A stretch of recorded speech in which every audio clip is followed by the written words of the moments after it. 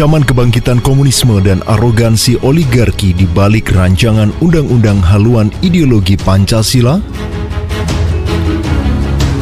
Belum jeda disahkan Perpu nomor 1 tahun 2020 menjadi Undang-Undang nomor 2 tahun 2020, seolah menegasikan belasan produk perundangan dan kewenangan lembaga-lembaga negara lainnya.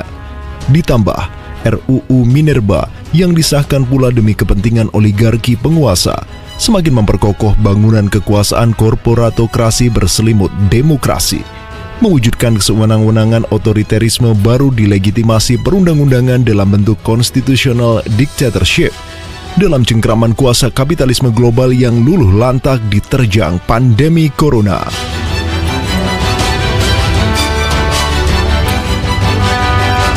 Berbagai negara bangsa tidak berdaya dikungkung oleh negara adidaya kampiun demokrasi penuh tirani. Hutang telah menjadi instrumen termutakhir penjajahan manusia atas manusia oleh manusia. Sementara itu, muncul wacana baru kebijakan new normal dalam bingkai relaksasi PSBB di atas pilihan kebijakan social distancing. Sebuah kebijakan penanganan pandemi corona di antara lockdown dan herd immunity. Aroma new normal dikemas dalam herd immunity mulai tercium baunya di tengah ketidakberdayaan dengan mendikotomikan penyelamatan nyawa dan penyelamatan ekonomi yang tragis, kecenderungan memanfaatkan pandemi untuk kepentingan oligarki. Bertambahnya uang untuk penyelamatan APBN patut diduga membuka keran korupsi semakin menganga.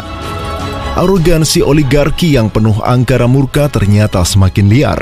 Di tengah upaya mensukseskan rancangan undang-undang Omnibus Law Cipta Kerja yang banyak digugat, muncul realita segera disahkannya rancangan undang-undang haluan ideologi Pancasila, sebuah rancangan undang-undang yang tidak memasukkan TAP MPRS 25 tahun 1966 sebagai konsideran, menyisakan dugaan dan pertanyaan motif dibalik segera disahkannya di tengah sibuk menangani corona. Sebagian melihat begitu kentalnya agenda kebangkitan komunisme di Indonesia.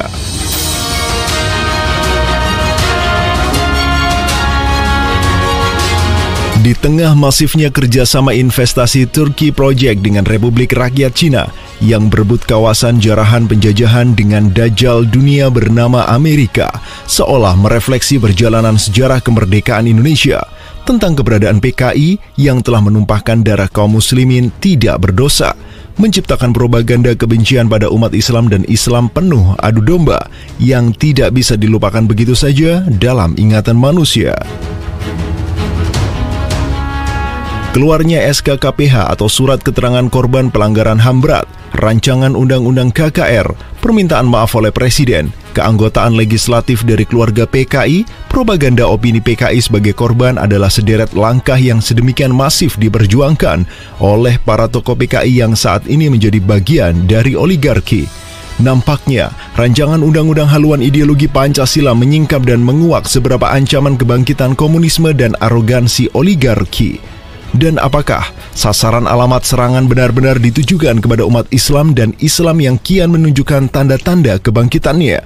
Pasca gagalnya kapitalisme global yang ditunjukkan oleh liberalis sekuleris Amerika dan sosialis ateis Cina melalui momentum pandemi corona, ke depan nampaknya kita akan menyaksikan sebuah new normal oleh New World Order yang dicatat oleh NIC sebagai The New Caliphate, sebagai peta baru kekuatan dunia. Allahu a'lam bishawab.